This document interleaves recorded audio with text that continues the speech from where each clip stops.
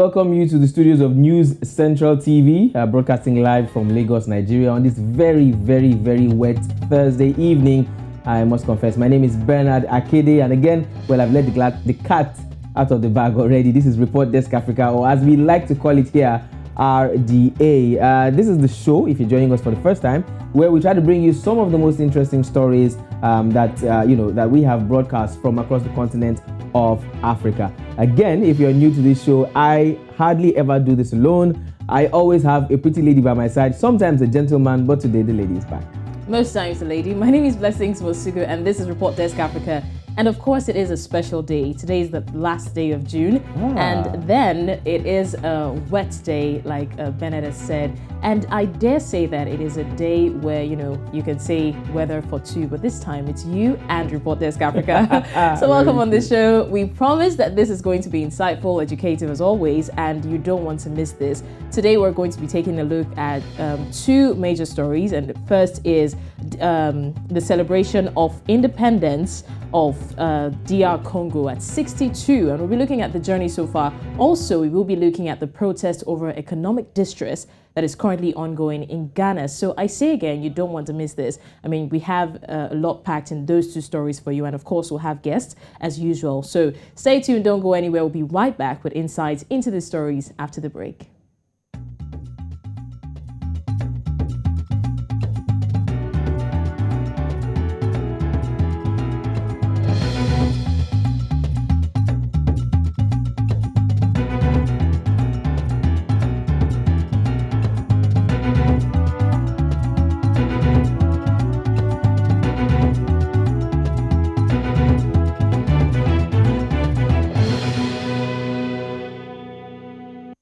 Thank you for staying with us. As we mentioned earlier, our stories today, obviously in the continent of Africa, but we definitely will be starting from the western part of Africa, and we move straight to Accra, the capital of Ghana, where some people have begun demonstrations against the spiraling inflation and other economic woes facing the West African country. Now, the demonstrators, however, demanded that the government reverse what they referred to as punitive economic policies. They have complained largely about the challenges that they've been facing, particularly economically, and they have hit the streets and begun protesting. And make a great and strong. We are all we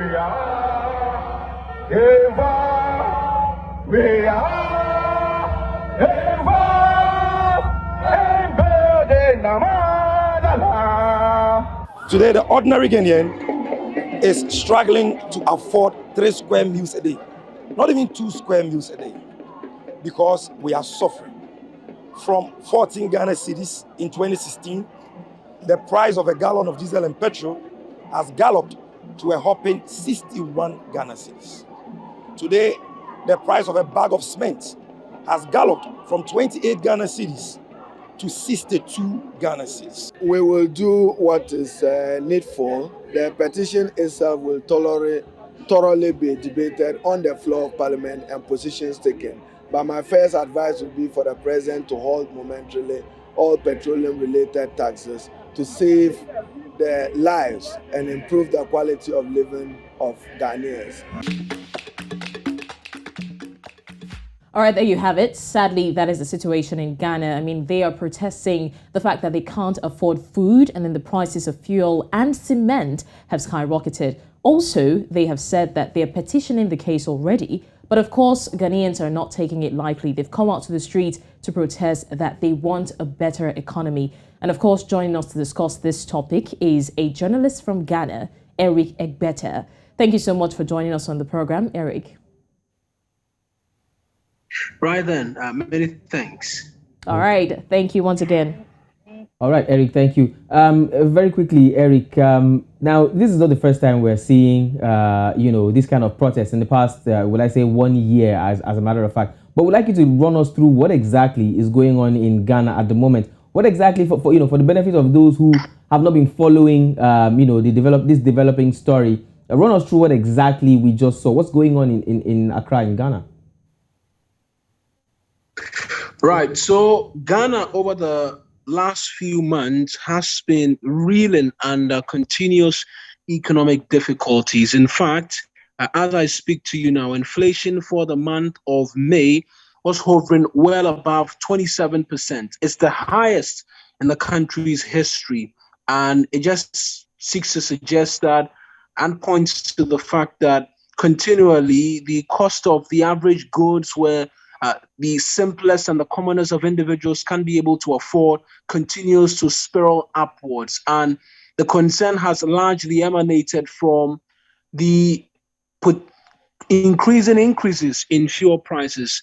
Here in Ghana, there are two pricing windows every month for petroleum prices. But over the last 6+ months, petrol prices have just been seeing an upward trajectory. And here in Ghana, when prices of petrol go up, it has a resultant and cascading effect on the price of everyday products. And so all of that coming together, and also a number of activities here in the country where the government is determined to see through with the construction of a national cathedral. There's been concerns raised about the president's use of luxurious private jets, which cost the country up to some 4.1 million cedis alone. The last trip the president embarked on, well over 500,000 US dollars spent on his last trip, per revelations coming from the minority group in Ghana's parliament. It presupposes what many of the demonstrators who poured onto the street in the last 2 days suggest that a nonchalant attitude from the government, reason for which they decided to come out in their numbers and demonstrate. You mentioned, and rightly, that this is not the first time. In the last year already, there's been a protest which centered mostly on police brutality. But this highlighted a number of issues. There were individuals from different parts of the country who made their way to the capital to be a part of the protest, to simply send a message to the Ghanaian government that things have been difficult in the last few weeks and that something urgent must be done, particularly in relation to the spiraling increase in fuel prices.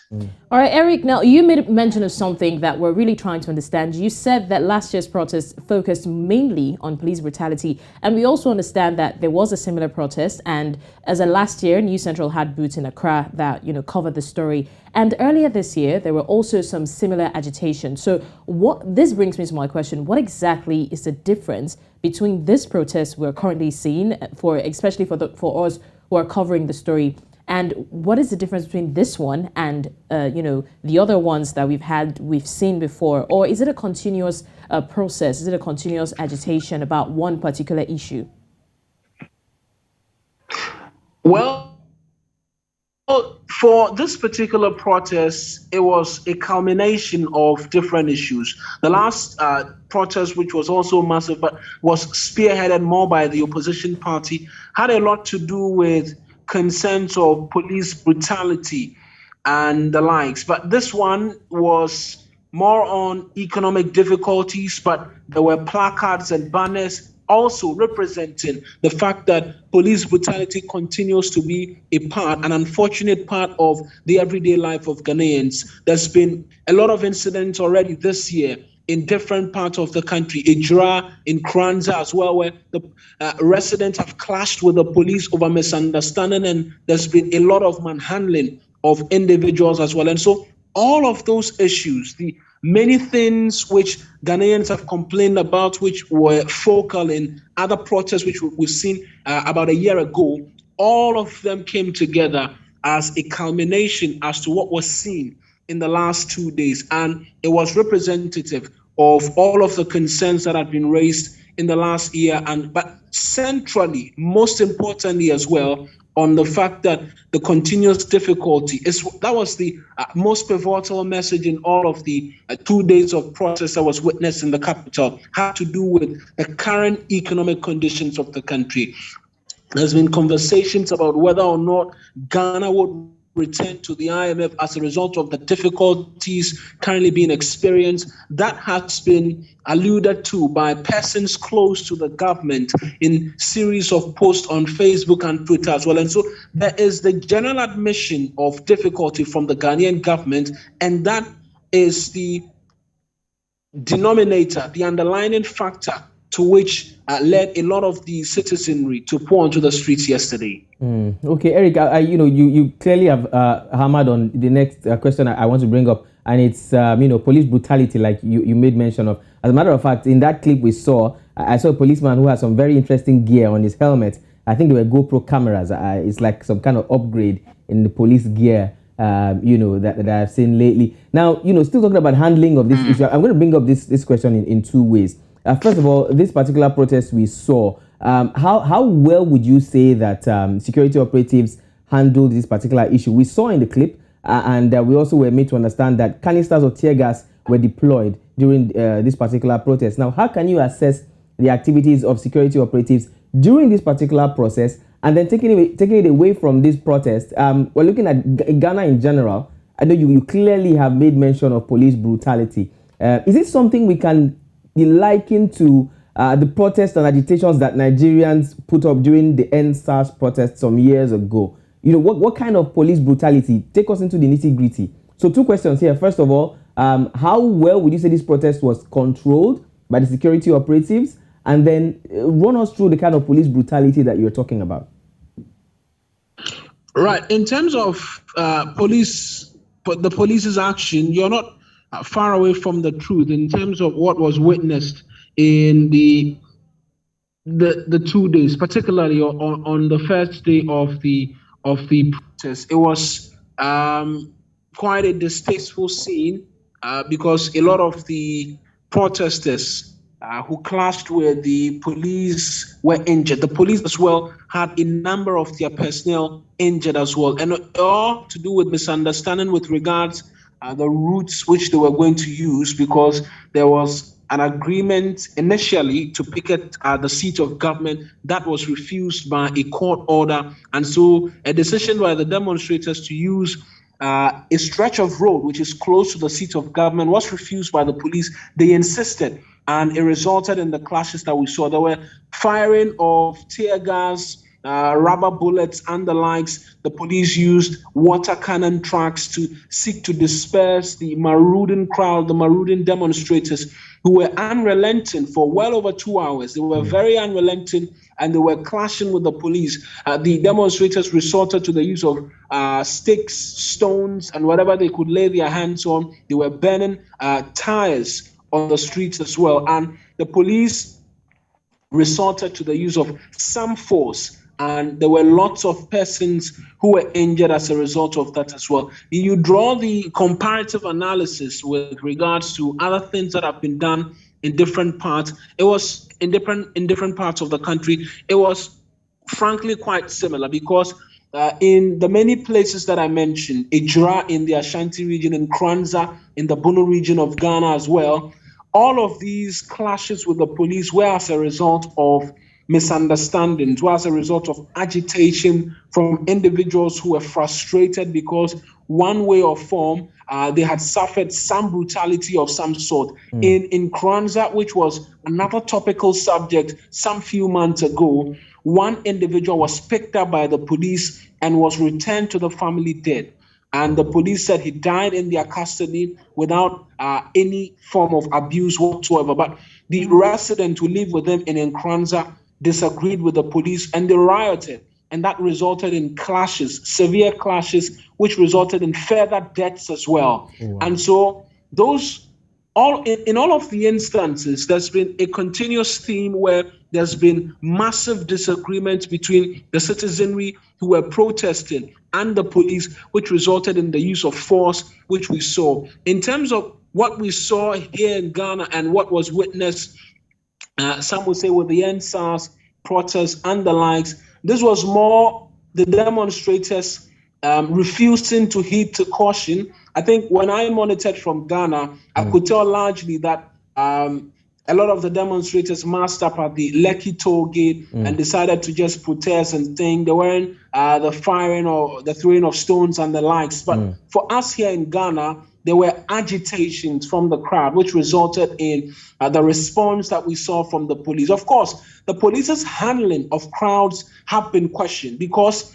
about 4 weeks ago, students of a senior high school were protesting the continuous vehicular knockdowns right in front of their school. The police was invited and the police fired tear gas and some live rounds into the students, which resulted in well over 30 students passing out. They collapsed and were rushed to the hospital. And so there's been continuous questioning of the handling of the police and crowd control. That continues to be on the front burner here in Ghana. It appears the police does not do a good job and they've been criticized heavily. But interestingly, before the protests on Tuesday and Wednesday, the Inspector General of Police implored the officers to treat the demonstrators like their fellow brothers and sisters. That was not witnessed on the first day, but on the second day, there was a marked improvement and there was commendation from a lot of Ghanaians to the police because the chaos which was witnessed on the first day was not witnessed on the second day. All right, now, Eric, still talking about manhandling of individuals, I'm going to hinge this next question on what you said, and that's the police brutality and manhandling individuals. Now, we've seen across different African countries the way journalists are sometimes maltreated, especially during times like this. So, as a journalist in Ghana, what exactly can you say about the press freedom and your own personal experience concerning the issue on ground and other protests in Ghana generally? Well, in terms of the police's handling of the crowd and their understanding to allow journalists to do their work, I was frontal, to be very honest, in particularly the first day of the protest and the chaos which was witnessed. I was frontal when the pelting of stones began and the police began to respond with the firing of tear gas. I was there. I suffered tear gas inhalation more than 4 times as a result of being in the midst of the chaos to be able to report live for my television network here in Ghana as well. But what I realized was that the police was understanding of the fact that I was a journalist and I was working. There are 2 separate conversations that can be had in terms of press freedom generally here in Ghana. In terms of the rankings, Ghana's rankings has dropped, but in terms of the protests happening, the chaos happening, and whether or not I was able to do my work with the police present, that was a completely different story. And so here in Ghana, media houses tend to employ the use of jackets with media written all over it and some of the logos of the media houses.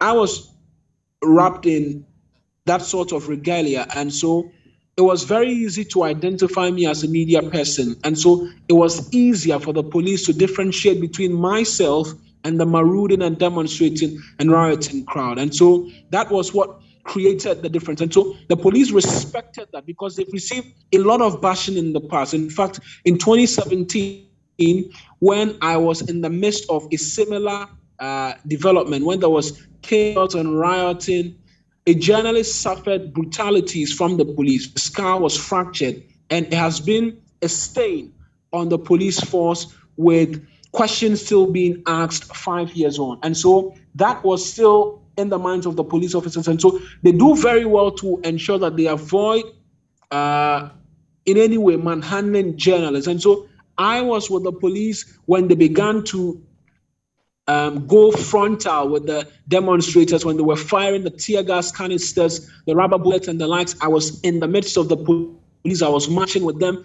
and nothing happened to me. There wasn't an instance where I was manhandled, primarily because I was in a media recognized jacket and I was with a microphone and my cameraman, and we were reporting live as well. And so there was that understanding. But generally, other journalists, which I have spoken to, suffered some of the tear gas inhalation because they were amongst the rioting crowd, and so it was very difficult for the police to, in terms of differentiate when they were all gathered together. But I have witnessed demonstrations in the past. I mentioned 2017 where journalists alike were beaten, and with this particular one, particularly the chaos that ensued, there was a marked improvement, and kudos was given to the police, and rightly so, because in terms of journalists being affected, that dropped significantly. Okay, Eric, on a lighter note, I'd like to ask this. Now, I have also been in crisis situations where I've received, my own fair share of tear gas, and I know how it hurts in the eyes and in the nose. And some people say that if you want to, you want to take care of the pain of the tear gas in your eyes, you should, wash your face with milk. Does that work? Yeah, it works. It works a little, but I mean, the burning sensation lasts for a while before it all fades away. And so I didn't even have water when it started. And so I had to be running to some of the protesters who sort of anticipated what the police was going to do in response. And so they had water. So I had to run to some of the demonstrators who realized I was a media person. And so were willing and eager to hand me some of the water. And so because I wasn't expecting any of that, I didn't seem to have any face towel and the likes which I could wet to cover my nose. And so I had to remove my inner shirt, and then wet that and use that to cover my nose while I continued in the job. But it wasn't safe. It wasn't saving as much as I was expecting it to, but nonetheless, we had to be frontal in terms of reporting. And so, yeah, it's really difficult, but the water doesn't do such a good job. But interestingly, I had police officers as well come to me in terms of the marked improvement in brutalities that we had seen in the past. So I had a police officer come to me and tell me that, so in case the tear gas is fired and the wind carries it towards my direction, I should open my eyes towards the direction of the wind for it to blow it off, then I will be fine. And so it just indicates how well the police helped some of us journalists who were in the midst of the chaos and ensure that we do not get injured. That's vital information I will hold dear to my chest, just in case I find myself in such situations again. But before I let you go, Eric, final question I'd like to ask you, and now I'm going to play devil's advocate for the police and security operatives. Now, and this is based on what I have seen in certain places. Very quickly, now, sometimes people blame journalists for being overzealous in trying to get the perfect shot or the perfect story. And as such, they flout orders from security operatives. Don't cross this line, don't go beyond this place. Make sure you maintain law and order. They flout some of these orders. Do you think sometimes this may be the case when journalists get manhandled?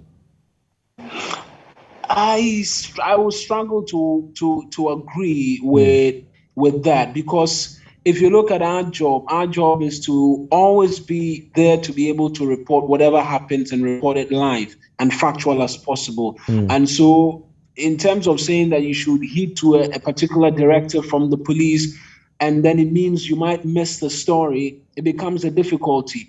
And consistently, when I have been to protests and the police are refusing to allow us through a particular barricade, I tell them that, look, I didn't leave my house to walk the streets for long hours for nothing.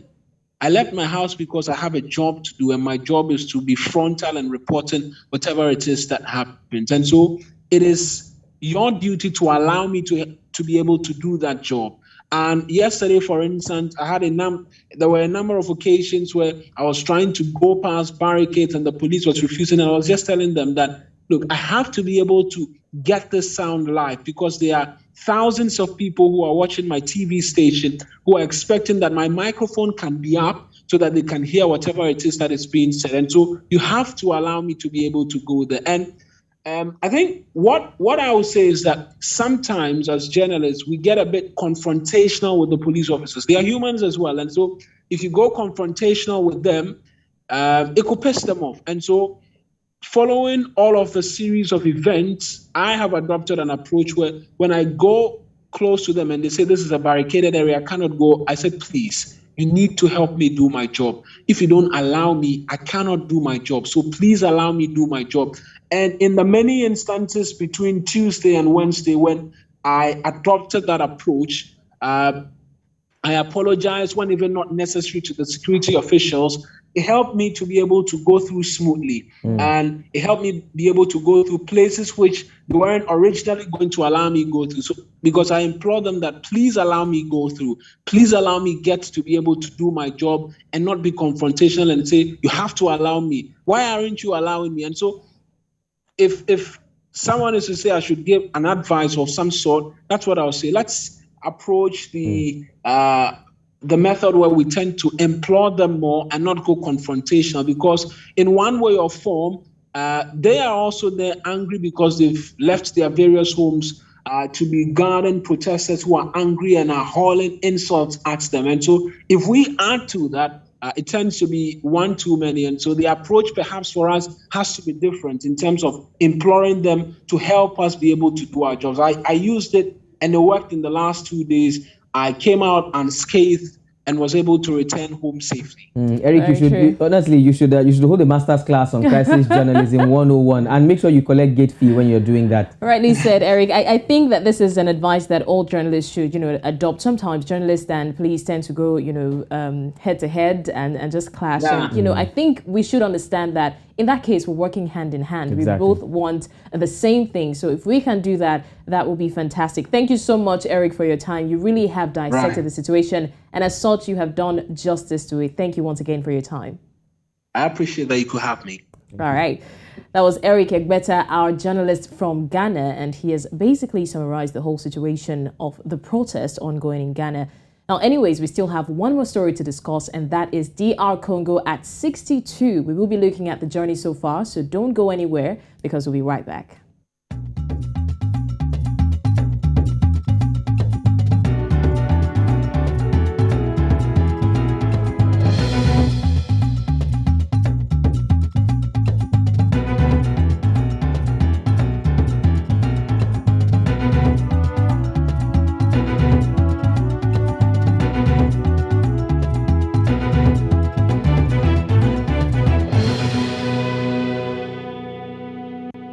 All right, in case you just tuned in, this is the second part of your favorite program, Report Desk Africa, if I do say so. Now, we have talked about the agitations in Ghana, the protests over economic hardship and all of that. And we had Eric Egbeta dissect the situation, and really, he did justice to that.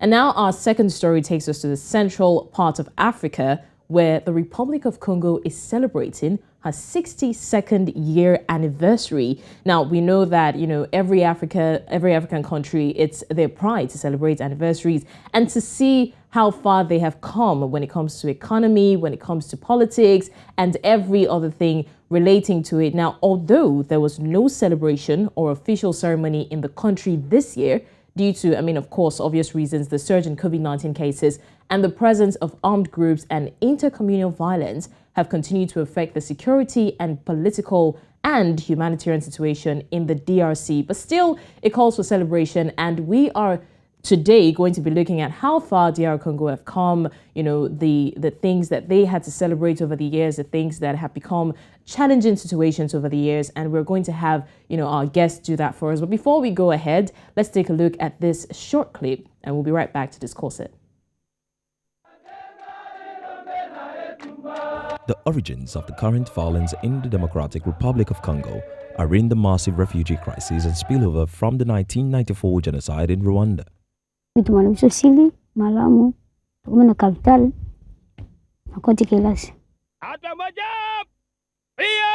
After Hutu genociders fled to eastern DRC and formed armed groups, opposing Tutsi and other opportunistic rebel groups arose. The Congolese government was unable to control and defeat the various armed groups, some of which directly threatened populations in neighboring countries, and war eventually broke out. From 1998 to 2003, government forces supported by Angola, Namibia and Zimbabwe fought rebels backed by Rwanda and Uganda in what is known as the Second Congo War. While estimates vary greatly, the death toll may have reached over 3 million people.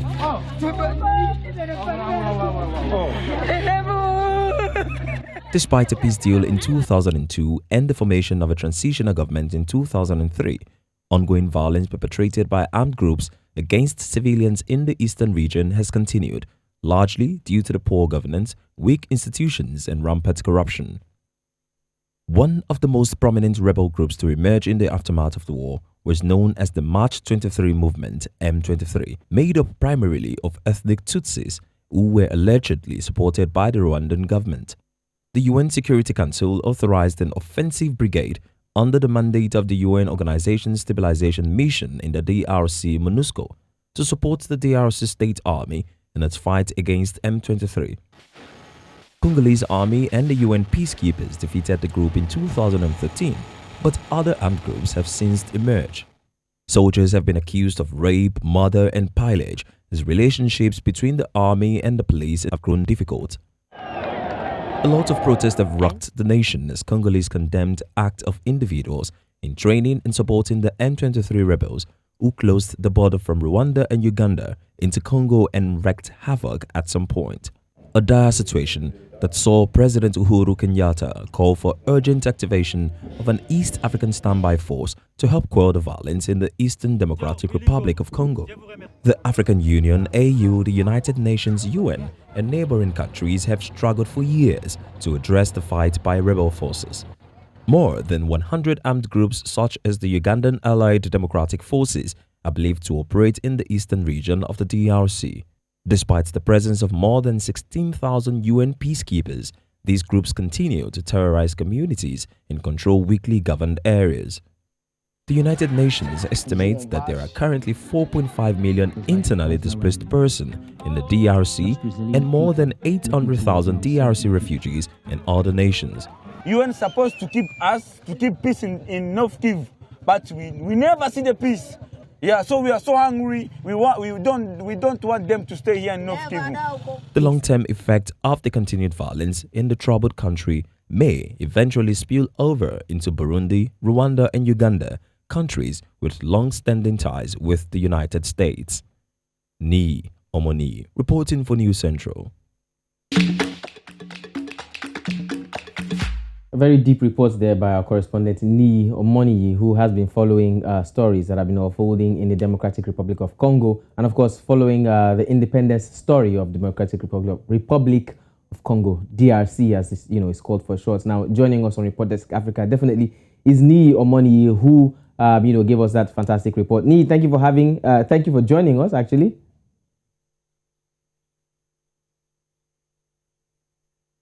Okay, Ni, we are unable to hear you. Could you unmute your device, please?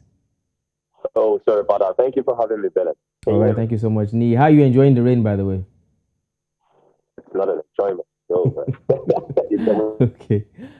Ni, let's start with security challenges that Democratic Republic of Congo has been having for quite a while. And you hammered largely on security, or should I say insecurity, that the country has faced in so many years. Now, in this particular country, why has there been continued violence and fighting and clashes between different particular groups, despite the intervention of different, military bodies from even the country itself and other organizations like the United Nations, peacekeeping force, the United Nations itself, and other external organizations? Despite them, trying to show force and restore peace to the country, there has been pockets of clashes over the years. I would want to relate what is happening in the Democratic Republic of Congo to what is happening in Nigeria, although we don't have that much UN peacekeepers in Nigeria. But it's not so far from it, because most of the issues they have in the Democratic Republic of Congo is in the North Kivu area. Here we have it in the North. The issues remains that the locals, the government is not able to control or dissipate or completely eradicate the rebel groups that keep growing. And it's not unlike Nigeria, where we have rebel groups that they have names to themselves, but these ones, they're just in pockets. They call them opportunistic rebel groups, and they just develop over time.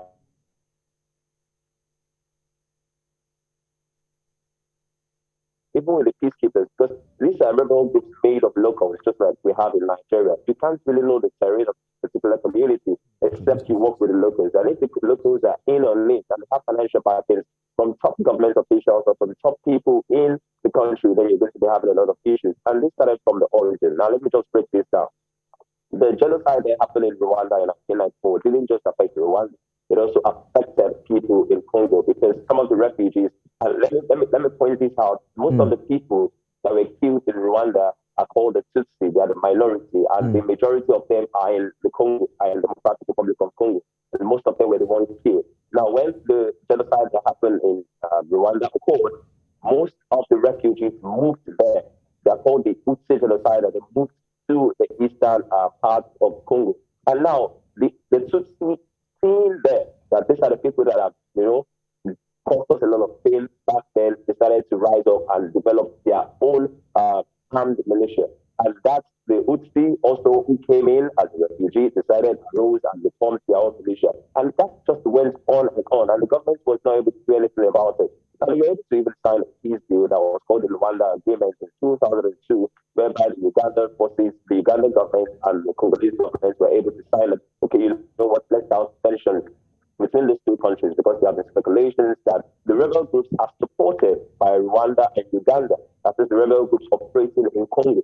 But this has not really called much. In fact, it made the matter worse because it now brought the word of the rebel group, which is called the March 23 movement, which is one of the, I would say, I don't want to say the words, the rebel group that the country has ever seen, just like we have in Nigeria and they are the worst there in Congo, and that arose because they said the government has failed to protect the people, and the armed groups that already arose from the Tutsis and the Tutsis that came as refugees from Rwanda have been causing a lot of havoc, and so naturally the armed group didn't first come as a resistance against the government. It came as a resistance of the people who migrated, the refugees who migrated from Rwanda as a result of the genocide, and it came as a result also of people of the rebel groups who also grew, as I called them earlier, the opportunistic rebel group who also arose in times of this rebel, and they started fighting there. But unfortunately, you know how this things just transcend. As they say, something you can't control, it just starts taking a lot of shape, and they became one of the biggest terrorist group. Just like we have it in Nigeria, they mostly operate in the northern part of Kivu. The Belgian king visited DRC recently, but you'll be wondering how come he visited DRC if DRC is not peaceful. Just as I said, it's happening mostly in the eastern part of Congo, that is the North Kivu, not in places like Kinshasa, which is the capital, or Katanga. So these are some of the challenges they've had, and even with the presence of the UN, with over 12,000, I think they have the highest UN peacekeepers currently in Africa available on ground. And you saw in that video where I looked at it, there are even protests going on in the country saying they don't even want these peacekeepers because they are not even achieving anything for them. And this is happening mostly in the north. So it's an ongoing problem that even the East African community has called for a lot of support from different governments. In fact, some of their borders have been shut by this M23 movement. So it's an ongoing problem, and no one knows how it's going to solve in due time. All right. Thank you so much, Nee. From what you've said and from the clips we've seen that it's really been challenging when it comes to security in DR Congo. And it is an ongoing problem, like you rightly mentioned. Thank you so much. We'll still be back to you. But right now, still talking about DR Congo's independence celebration and the journey so far. Let's take a look at the economy in DR Congo. And to help us do that, we will be having our correspondent, Adeshewa Odushoga, to join us on the program to discuss DR Congo's economy. Thank you so much, Shewa, for joining us. Thank you for having me, Blessings. It's a pleasure, Shewa. Princess Shewa, like Bernard would say. All right, so Shewa, let's talk about the economy in DR Congo. Now, we know that the economic growth of any country is an important aspect of that country. So how would you rate DR Congo's economic independence so far from, when they started, considering the conflict ravaging the Central African country?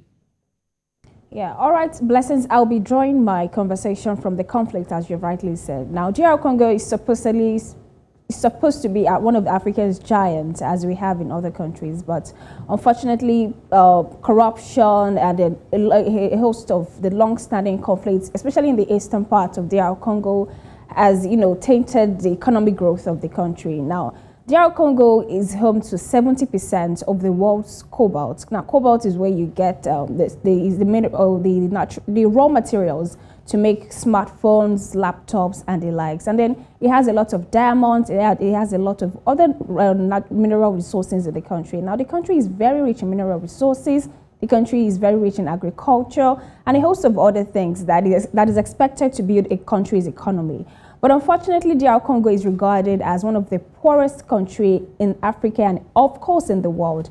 But as against what many headlines may have been saying about D.R Congo, I like it was done in the reports yesterday. I was able to highlight that yes, D.R Congo may be regarded as one of the poorest countries in the world because the reports have shown that many of the citizens are living below $1.90 a day.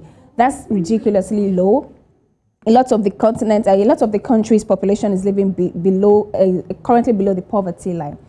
But D.R Congo is shown to be bouncing back from the general perception of the media or of the general public or across the world as being the poorest country in Africa and in the world. The country is I think it's the only country in Africa that was able to withstand the 2020 economic downturn that was accompanied by the coronavirus pandemic. You know, IMF, World Bank have projected that the country is going to grow just by 5.6%, but the country was able to grow by 6.2%.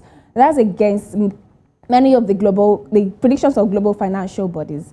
Now, the country is also seen to be like the toast of many economies across the world because, like I rightly said, it is home to a large percent of mineral resources across the world. And now the prices of mineral resources is skyrocketing every day, occasioned by many of the violence that we're seeing in Russia and then Ukraine crisis. So D.R Congo is becoming the toast of many countries in the sale of mineral resources for agriculture and the likes. But one thing that D.R Congo must take into consideration is we cannot cancel out the fact that it's still a very poor country and that many of the citizens are living below the poverty line. We just have to talk about good governance. We have to talk about good economic policies that's going to bring the country back on track. The country has prospects. It has everything that many economies across the world are banking on. I mean, if D.R Congo wasn't exactly a rich country, we would not see the kind of exploitations that we saw with the colonial masters when they were, colonized about 62 years ago. So I do not like to regard D.R Congo as a poor country. I like to see it as a country that is trying to regain back its giants, the position of being the giant of Africa. And then with time, I feel like this is what New Central is going to do, is what New Central is about. We shouldn't always focus about the bad side, the dark sides of these African countries. We should not focus on the dark histories that they must have had in the past, like many of the Western media may be doing. Yes, we see that the population might be quite poor for now, but it's seeing an economic comeback, and I think we should shed more light on the economic comeback. And maybe, yes, D.R Congo may be one of the leading African countries, and maybe even in the world. Just maybe. I think I'll be recommending you to go to D.R Congo next to do a report. You clearly have talked good about D.R Congo. And of course, come back with some cobalt. Exactly. But before we go, guys, sadly, we're completely out of time. In 30 seconds, can we just talk about, the tourism sector of D.R Congo? Now, you've talked about D.R Congo trying to come back and different things trying to happen. What do we see as the future for D.R Congo if eventually they can get good governance? Nii, let's start with you. 30 seconds. Okay, one thing is very sure if you want to do anything that's doing authority in any country or travel to any country, you must check if it's safe. And when we talk about safety, we talk about security. When we talk about security, we talk about government policies and a lot of adequate security forces that are on ground. Just like I said earlier, in Nigeria, most of the issues are in the northern part, but people still travel to Nigeria, do their traveling parties. You see how many people come into Nigeria yearly, monthly, you'll be surprised. So tourism is still booming there, just as Shewa said, the economy is right, and we have a lot to give. I don't know if that she's Nigeria being the giant of Africa, because Nigeria is currently the giant of Africa, so I don't know what she's saying. But what I'm just focused on is the fact that tourism can still happen there, although it might not be some particular part of the country, but it's certainly, they have very beautiful sites and beautiful places because this is all right, thank you, Nii. Apologies to interrupt you like that, but because of our time, Shewa, just in 30 seconds, what do you think about D.R Congo's economy? All right, like we've seen in Rwanda, we've seen how much Rwanda is trying to promote the country's tourism. I feel like Congo must now start to promote its own tourism. I know there are many attraction centers in that country, and we need to put them. They need to be very intentional about the country's PR and bring them in the world space. All right, Shawa, just before we go, we don't have time to take the forecast, but can you just give us the headlines of each of the forecasts if you have them, looking into our crystal ball for the coming week if possible? All right, on the forecast for the following week, the first on the list, we'll be looking at the Senegal opposition coalition postponing the protests. Now, part of the reason is because they are trying to, consider the upcoming holidays that is coming in the country. And then the next, we are seeing Mali vows to defy the United Nations call for peacekeepers, saying that calling that the country allow for a freedom of movement for peacekeepers to investigate human rights abuses. And then lastly, the United Nations envoy in DRC is one that fighting in the east of the country could spiral out of control amid reports of grave human rights abuses in the region. All right. Thank you so much, Shewa. Thank you so much, Shewa. Thank you so much for joining us. Thank you for having me. All right. It's been an amazing show. Definitely it has. Particularly, yes. Even I hosting, I definitely did enjoy it. Thank you so much for joining us on today's episode of Report Desk Africa. We hope to do this again with you. Same time next week, same station. My name is Bernard Akede. And my name is Blessings Mosugo, and on behalf of RDA, I'm wishing you all a happy new month in advance. I keep forgetting that. It is the end of the month, really, right?